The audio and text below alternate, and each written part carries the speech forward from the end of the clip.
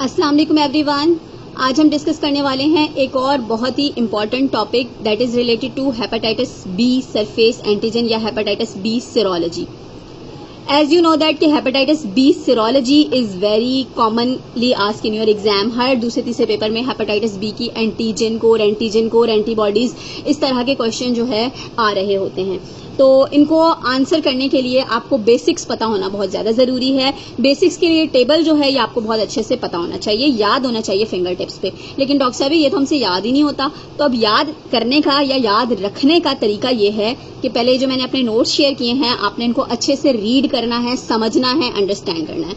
तो सबसे पहले तो आप देखें कि what is antigen and what is antibody. Antigen वो होती है जो हमारी बॉडी के अंदर एंटर होते ही हमें नुकसान पहुंचाती है, ठीक है। एंटीजन वो होती है जो बॉडी के अंदर जाकर हमें नुकसान पहुंचाती है, जबकि एंटीबॉडीज वो होती हैं जो उस नुकसानदा चीज के खिलाफ हमारी बॉडी में इम्यूनोग्लोबुलिन्स बनाती हैं, ठीक है। हमारी बॉडी में एंटीबॉडीज बनती हैं, वो हमारे पास हमें बीमारियों से लड़ने के खिलाफ हेल्प करती हैं। सो एंटीजन क्या है? वो चीज जो बॉडी के अंदर जाके नुकसान पहुंचाएगी। और इम्यूनोग्लोबुलिन्स या एंटीबॉडीज क्या होते हैं? वो इम्यूनोग्लोबुलिन्स होते हैं जो हमें इम्यूनिटी प्रोवाइड करते हैं। So first you need to be clear about antigen जो हमें नुकसान पहुंचाएगी, जो इन्फेक्शन की वक्त में मौजूद होगी, ठीक है। और एंटीबॉडीज वो जो हमें इम्यूनिटी प्रोवाइड करेंगी। Okay, now you are clear to it. अब देखो हम बात करते हैं हेपेटाइटिस बी सरफेस एंटीजेंस की। तो हमारे पास हेपेटाइटिस बी जो वायरस होता है ये इसके पास मल्टीपल किस्म की एंटीजेंस होती हैं। 3 तरह की एंटीजेंस आपने याद रखनी है। नंबर 1 पे आती है आपकी सरफेस एंटीजन, फिर आती है कोर एंटीजन और फिर आती है एनवेलप एंटीजन। अब ये जो सरफेस एंटीजन होती है ना, सरफेस का मतलब ये है कि ये वायरस की सरफेस पर मौजूद है। और इसका मतलब क्या है कि हमारी बॉडी इसको देख सकती है, ठीक है। हमारी बॉडी के सारे फ्लूइड्स इसको देख रहे हैं और ये बड़े धड़ल्ले से बॉडी के अंदर जाकर इन्फेक्शन करवा रही है। ये एंटीबॉडीज को भी ट्रिगर कर रही है और ये इन्फेक्शन भी करा रही है। अब ये 2 फॉर्म में प्रेजेंट हो सकती है। अगर तो हेपेटाइटिस बी वायरस हमारी बॉडी के अंदर चला गया है, एक्टिव वायरस चला गया है, तो हमें क्या कराएगा? इन्फेक्शन। लेकिन अगर हम वैक्सीनेशन कराते हैं हेपेटाइटिस बी की तो उसमें क्या होता है? Killed virus. तो किल्ड वायरस हमें इन्फेक्शन नहीं कराता, हमें इम्यूनिटी देता है। तो एक्टिव वैक्सीनेशन में जैसे किसी ने 1 हफ्ता पहले 10 दिन पहले अगर वैक्सीनेशन कराई है तो उसमें भी सरफेस एंटीजन पॉजिटिव होगी, लेकिन किल्ड वायरस की सरफेस एंटीजन, ठीक है। और एक्टिव इन्फेक्शन में तो सरफेस एंटीजन पॉजिटिव ही होगी, क्योंकि एंटीजन का मतलब ही क्या है? जरासीम बॉडी के अंदर है। फिर कोर एंटीजन तो हम ब्लड टेस्ट की मदद से डिटेक्ट ही नहीं कर सकते, तो इसको आप याद रखने की भी जरूरत नहीं है। थर्ड पे आता है envelope antigen. Envelope, E for extend of virus, ठीक है। तो एनवेलप एंटीजन का मौजूद होना शोज रेप्लिकेशन ऑफ वायरस।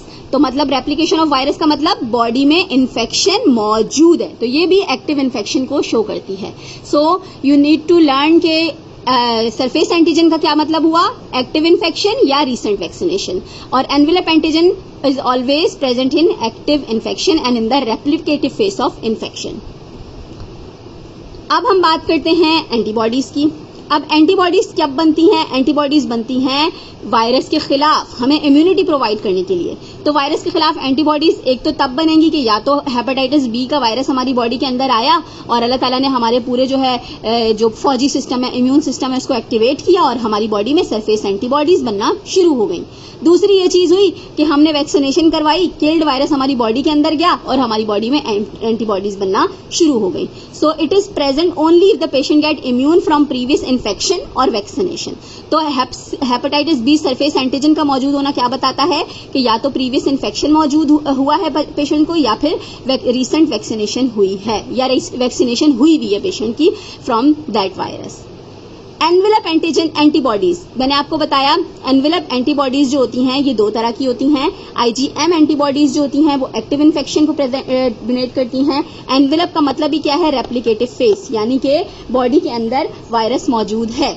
अगर आईजीएम फॉर्म की एनवेलप एंटीजन मौजूद होगी तो इसका मतलब एक्टिव इन्फेक्शन है, और अगर आईजीजी टाइप की एनवेलप एंटीबॉडी मौजूद होगी तो क्रॉनिक इन्फेक्शन, क्योंकि आईजीएम मार्कर ही एक्टिव इन्फेक्शन का है और आईजीजी मार्कर ही क्रॉनिक इन्फेक्शन का है।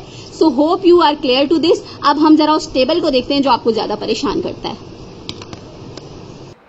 तो इस टेबल को अंडरस्टैंड करें। अब देखिए एक्यूट इन्फेक्शन का मतलब क्या है कि वायरस हमारी बॉडी के अंदर मौजूद है, अभी हमें इन्फेक्शन शुरू हुआ है, तो इसका मतलब सरफेस एंटीजन का मौजूद होना ज़रूरी है, क्योंकि वायरस हमारी बॉडी में सरफेस एंटीजन लेकर आया है, ठीक है। और जैसे ही सरफेस एंटीजन हमारी बॉडी में आता है तो एनवेलप एंटीजन भी उसके साथ साथ घुसा आता है, क्योंकि वायरस के पास एनवेलप एंटीजन भी मौजूद होती है।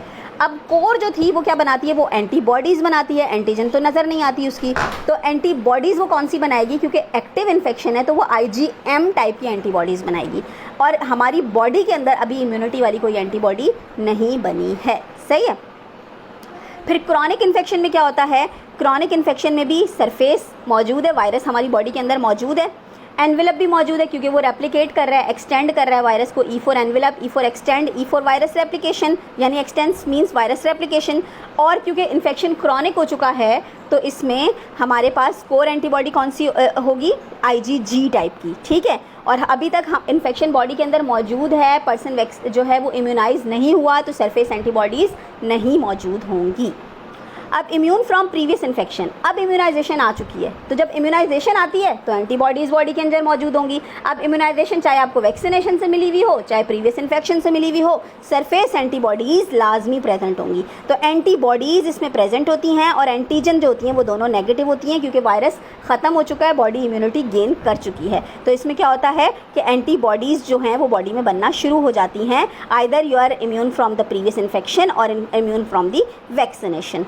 और कोर एंटीबॉडीज़ अगर देखें तो प्रीवियस इन्फेक्शन की फॉर्म में कोर एंटीबॉडीज़ प्रेजेंट होती हैं IgG टाइप की, क्योंकि आपकी बॉडी में इन्फेक्शन तो हुआ था, तो इन्फेक्शन हो जाता है तो उससे लाइफ टाइम मेमोरी बनाने के लिए IgG एंटीबॉडीज़ हमारी बॉडी के अंदर मौजूद होती हैं, ठीक है। फिर विंडो पीरियड, तो विंडो पीरियड में सब नेगेटिव होता है, सिर्फ कोर IgM पॉजिटिव होती है। विंडो पीरियड वो पीरियड होता है जिसमें हमारी बॉडी ने अभी वायरस को कैच नहीं किया होता, लेकिन वायरस बॉडी के अंदर एंटर हो चुका होता है, तो विंडो पीरियड में सिर्फ कोर IgM पॉजिटिव होती है। So I hope now this table is clear to you, and अब आप एग्ज़ाम के क्वेश्चन सॉल्व करेंगे तो आपको आसानी हो जाएगी इनको याद रखने में।